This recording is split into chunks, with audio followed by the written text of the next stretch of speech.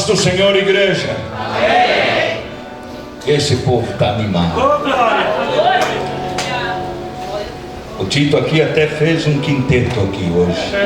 Foi bênção de Deus. Cumprimento a todos na paz do Senhor Jesus. Já quero aqui adiantar, conseguir já confirmar. Tony e Tito estarão dia 3 de maio no Congresso dos Homens, ali na sede. E o pastor dele, pastor Neilson Silva, vai estar pregando. Vai ser bênção. Então já conseguimos confirmar e vai ser bênção de Deus. Abra sua Bíblia, Romanos no capítulo 1, versículo 16 e o versículo 17.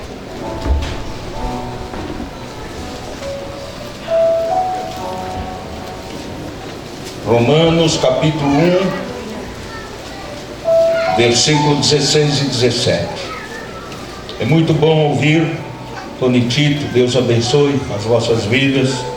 Criciúma, a porta não tem tramela, sempre pode chegar aí, é bênção de Deus. Estar com o pastor Osni, nosso supervisor, irmã Beth, Deus abençoe. Pastor Jair, Deus abençoe sua família, esposo, a todos os obreiros aqui. Tem um exército aí de obreiros, minha esposa que me acompanha, né? A Cíntia, o Cristiano, né? Faz parte da família. Deus abençoe. E a todos de um modo em geral. Diz o texto: pois não me envergonho do Evangelho, porque é poder de Deus para a salvação de todo aquele que crê, primeiro do judeu e também do grego, porque a justiça de Deus se revela no Evangelho, de fé em fé, como está escrito: o justo viverá por fé. Estejam assentados, por favor.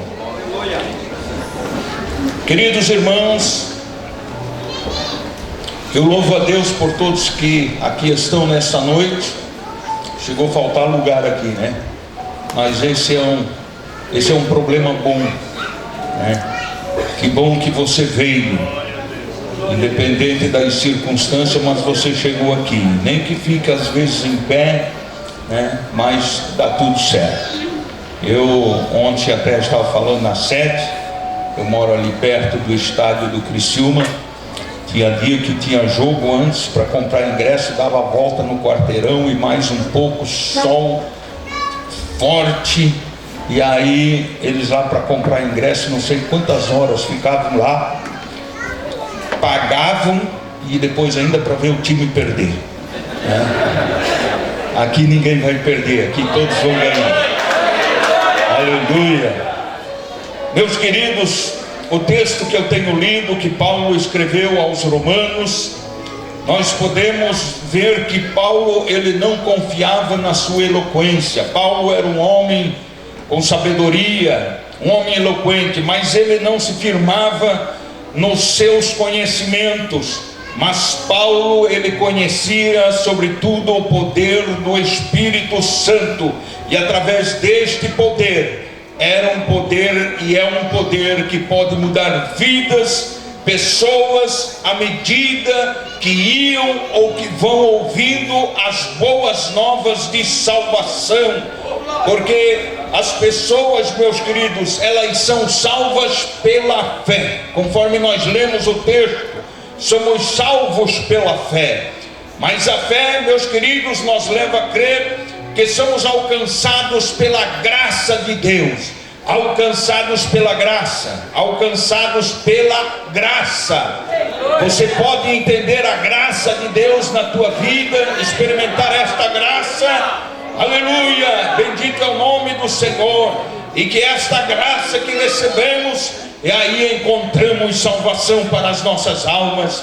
Quantas vezes existem cristãos que têm dificuldade e até escondem as boas novas de salvação, as boas novas do Evangelho, as boas novas de Jesus, porque acabam tendo medo, acabam tendo vergonha por serem rejeitados, acusados, por serem muitas das vezes enfrentados, e aí eles acabam se intimidando e recuando. Não, você tem dentro de você um poder que é sobrenatural, que nós não recebemos dos homens, não tivemos conhecimento da ciência humana, mas um conhecimento que vem do alto. Por isso, este povo não se envergonha do Evangelho, pois não me envergonho do Evangelho. Por quê? Porque é poder de Deus. Para quem recebeu o poder de Deus na vida, sabe o quanto isto é especial para as nossas vidas. Aleluia, bendito é o nome do Senhor. Quando nós lemos o texto de Romanos no capítulo 1:16, nós vamos entender que a salvação que ali é mencionada, a salvação é um escape. A salvação das nossas vidas é um escape do ataque do maligno. A salvação para as nossas vidas é um escape do pecado, aonde nós nos afastamos dele. Ah, meus queridos, a salvação que fala Romanos 1:16 é a salvação segura, aonde nós podemos ter segurança. A salvação preserva a minha vida, a tua vida. O corpo físico se desfaz, mas, meus queridos, a alma, o espírito se preserva na presença de Deus, porque é Ele que nos sustenta. A salvação, ela traz integridade na minha e na tua vida. A salvação traz cura. A salvação, meus queridos, traz livramento das consequências do pecado. O pecado chega próximo e o inimigo quer incutir na nossa mente coisas que de repente vamos pensar, não é pecado, mas cuidado, estejamos atentos, porque o inimigo, ele está em derredor de nós, bramando para poder tragar as nossas vidas. Mas o leão da tribo de Judá está conosco. A presença do Espírito Santo está conosco, e não seremos vencidos, mas seremos mais que vencedores na presença de Deus. Meus queridos, quando nós lemos Lamentações de Jeremias no capítulo 3, versículo 22 e 23, 24, nos dá aqui sobre as misericórdias do Senhor. As misericórdias do Senhor estão sobre nós. Se não fossem as misericórdias, o que seria das nossas vidas? E aqui o texto fala que as misericórdias são a causa de não sermos consumidos. Você não vai ser consumido, não. O inimigo não vai te tragar, não. Deus derramou a sua misericórdia sobre você. E tenha força, creia no poder de Jesus, tenha fé, porque o justo viverá da fé. A fé nos traz vida em Cristo Jesus. E aí diz, porque as suas misericórdias não têm fim, renovam-se cada manhã. Grande é a fidelidade do Senhor, a minha porção é o Senhor, diz a minha alma. Portanto vou esperar em quem? Nos recursos humanos, nos governos, nos reinos, no que eu possuo, nas posses? Não, nós vamos esperar em Deus, nós vamos esperar nele, porque é dele que vem a resposta para as tuas indagações. Quem sabe você adentrou aqui nesta noite sem ter resposta às tuas perguntas, mas Deus, através do seu Espírito, está aqui nesta noite para revelar ao teu coração as tuas incertezas, as tuas dúvidas, porque o Espírito de Deus não confunde um crente salvo. Pois a gloriosa é o Espírito Santo.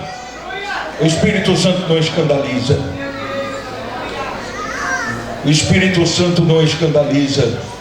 Por isso você tem liberdade para dar glória a Deus, aleluia, e falar língua estranha. Quando eu estava em Itajaí, me veio a lembrança agora, eu dirigia a igreja do bairro Esperança em Itajaí. E a congregação era uma congregação de madeira, mas era uma congregação tamanho médio. Mas aquela casa de madeira quase vinha ao chão. Um povo que adorava, glorificava, enaltecia. E um dia Deus se manifestou de uma forma extraordinária naquela noite. Nós tínhamos 7 visitantes que não eram crentes. E o fogo pegou. Batismo com o Espírito Santo. E eu dentro de mim eu digo assim: esses 7 eu acho que vão se escandalizar. Pelo barulho, pelo que está aqui, eles vão se assustar. Tomara que não vão embora. Irmãos, a gente se engana. O Espírito Santo não escandaliza. O Espírito Santo não escandaliza. Dos 7, 6 se converteram a Cristo naquela noite. Então você tem liberdade para glorificar, exaltar o nome do Senhor. Jesus, Ele veio para dar vida. Aleluia. Porque nós sabemos, e o próprio Jesus falou, que o ladrão vem o quê? Para roubar, para matar, para destruir. Coisa terrível. Ouvimos todo dia, ou às vezes até assistimos, coisas terríveis, mortes, coisas que não dá para acreditar do que está acontecendo. As mínimas coisas, as pessoas tiram a vida do outro. Existem leis já no nosso país que incriminam outras coisas muito mais simples, e quando se mata alguém a condenação é bem maior, bem menor.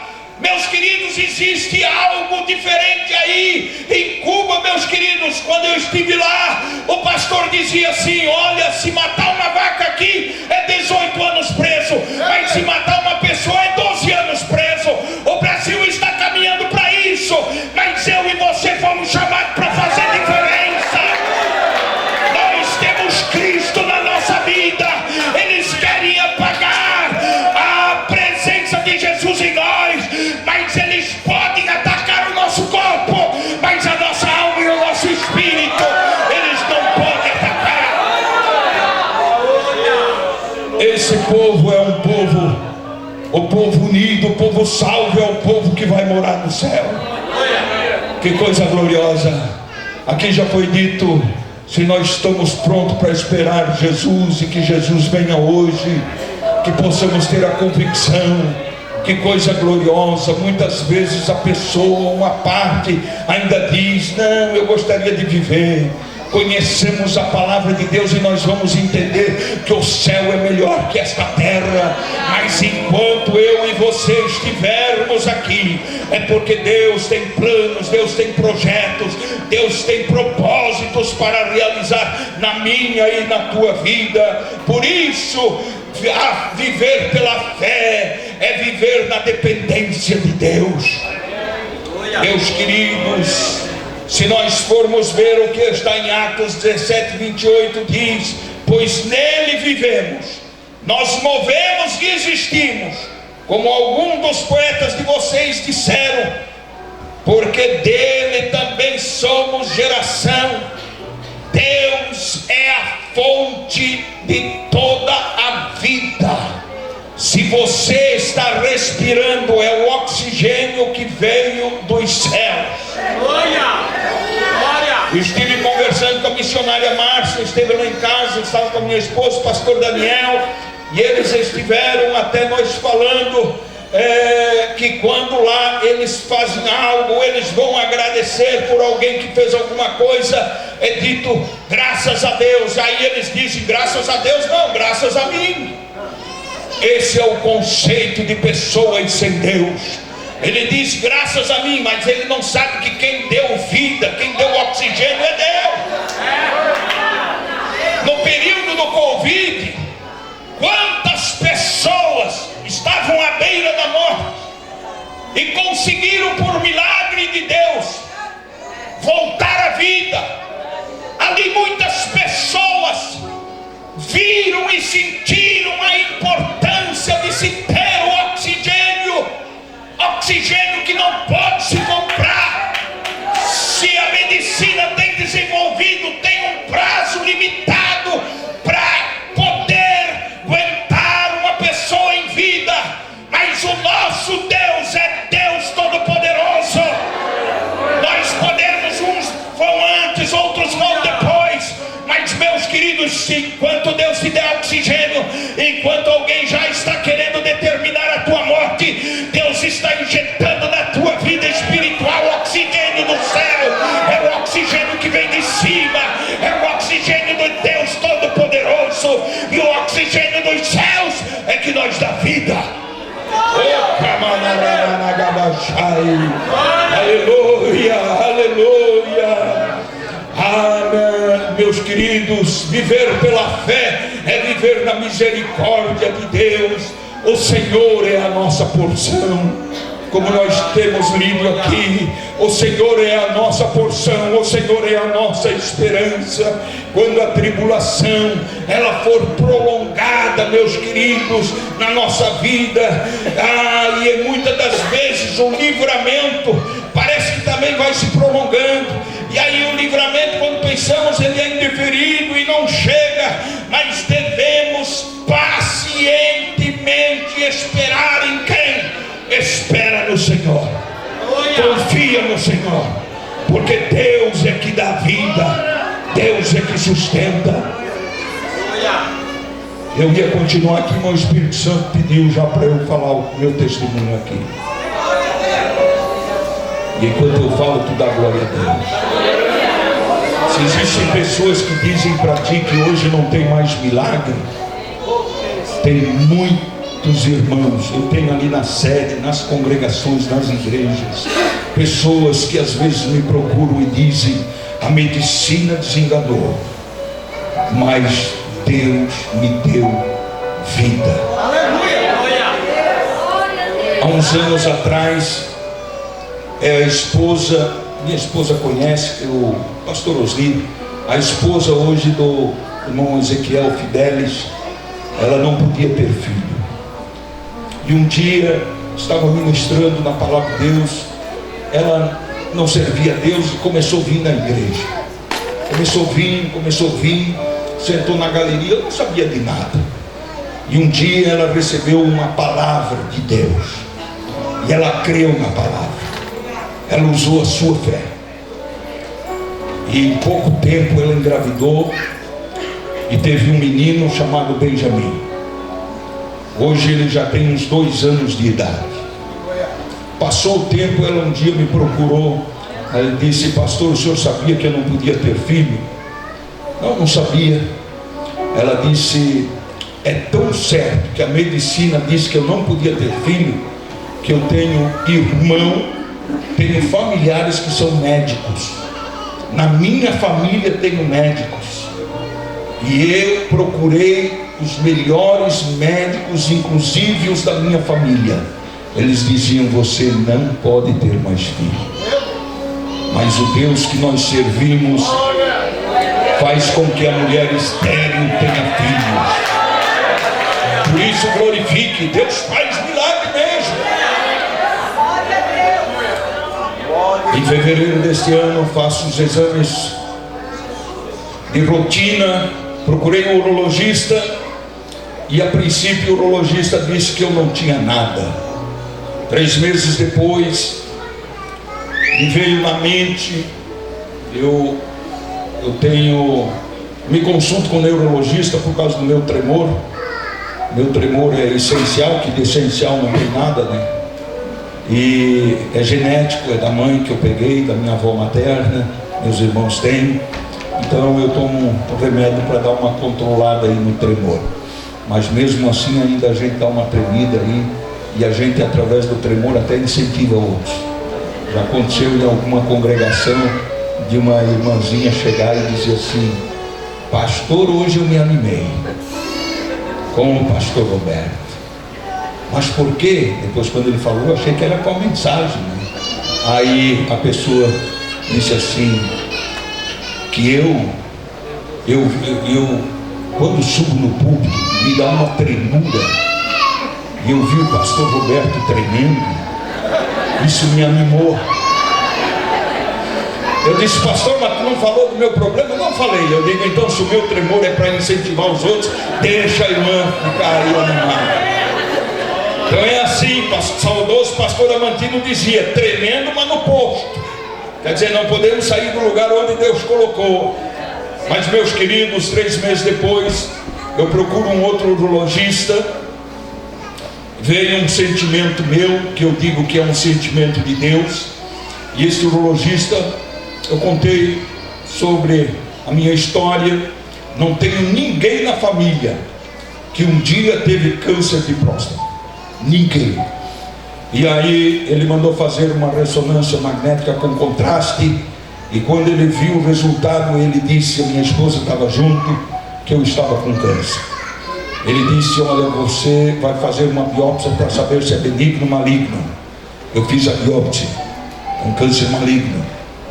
E o Gizum, que é o grau ali da biópsia, é de 6 a 10. Na biópsia deu que eu estava em grau 6, menos agressivo. Aí procurei orientações de médicos e de lá para ver o que era melhor, se fazia radioterapia ou a cirurgia. Eu optei pela cirurgia e fiz a cirurgia. Eu sei que muitos irmãos, a igreja orou por mim. Quando eu cheguei no hospital, era um domingo, às 2 da manhã ia ser operado. E a enfermeira chegou para mim e disse assim: quem sabe alguns já ouviram esse meu testemunho, que eu tenho contado bastante, mas outros quem sabe não ouviram. E se você já ouviu, ouça de novo e fortaleça a tua fé. E aí, meus queridos, a enfermeira disse: olha, se tu conseguir dormir, você dorme, senão o médico vai atrasar. Ela disse: por que se eu conseguisse? Porque ninguém dorme. Os meus medicamentos que eu tomo por causa do tremor durante o dia, noite, não tomei nada. Então com certeza dá um efeito às vezes contrário. Deu 2 da manhã, eu senti naquela sala de espera uma cobertura de oração. Literalmente eu senti uma paz que parecia que eu não entraria numa sala de cirurgia. Parece que eu não tinha câncer, não tinha nada. Era tipo assim, ó, como diz assim, ó, uma dor de barriga é normal, mas nem dor de barriga eu sentia, como que não tivesse nada. Quando deu 2 horas eu dormi. Deu 3 horas, meu filho, o pastor Mauro, estava ao lado, e eu disse: e aí? Nada, dormi de novo. Eu digo: estou bom para dormir, com câncer, anestesia geral e para passar a cirurgia. E aí de repente acordei com o médico colocando aqui para colocar o soro, para colocar os remédios, para não precisar ficar furando. E aí o médico disse: ó, dentro de instantes você vai para a sala de cirurgia. E aí me chamaram, abracei meu filho, passei pelo corredor, e eu digo